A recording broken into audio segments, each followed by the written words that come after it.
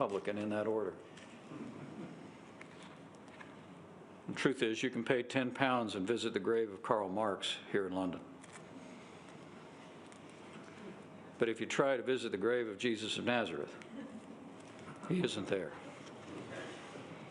He's risen, and his church is on the move.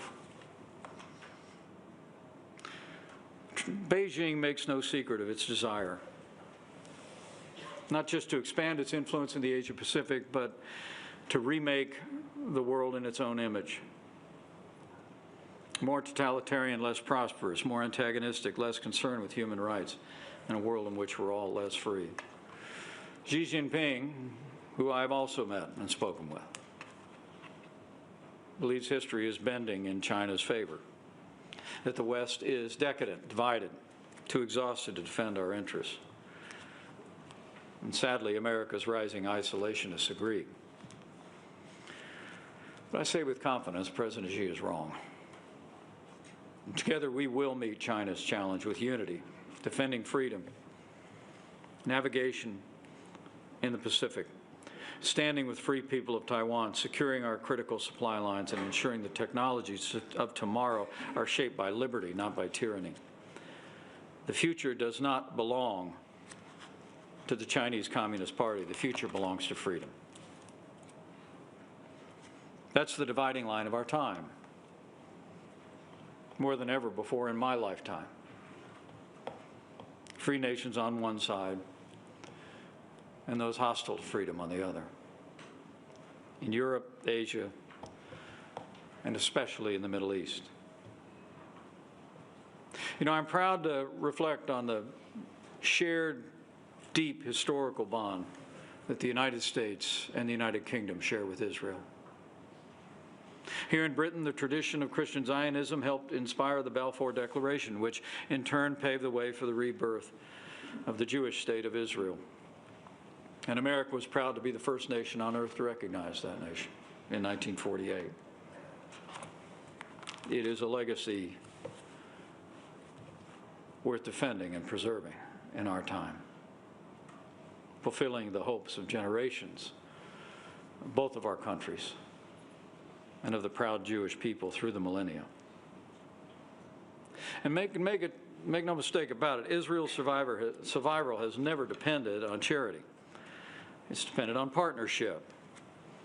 That partnership has made the world safer. As America's B-2 bombers buried the Iranian nuclear program under tons of rubble, it was the Israeli Air Force that cleared the way to a safer world. And as we stand with our cherished ally Israel, I submit to you with great respect that we must also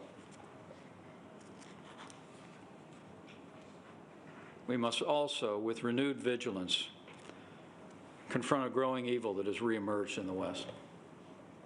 Old hatreds dressed up in new rhetoric on the right and on the left represent a vile and dangerous trend in the Western world.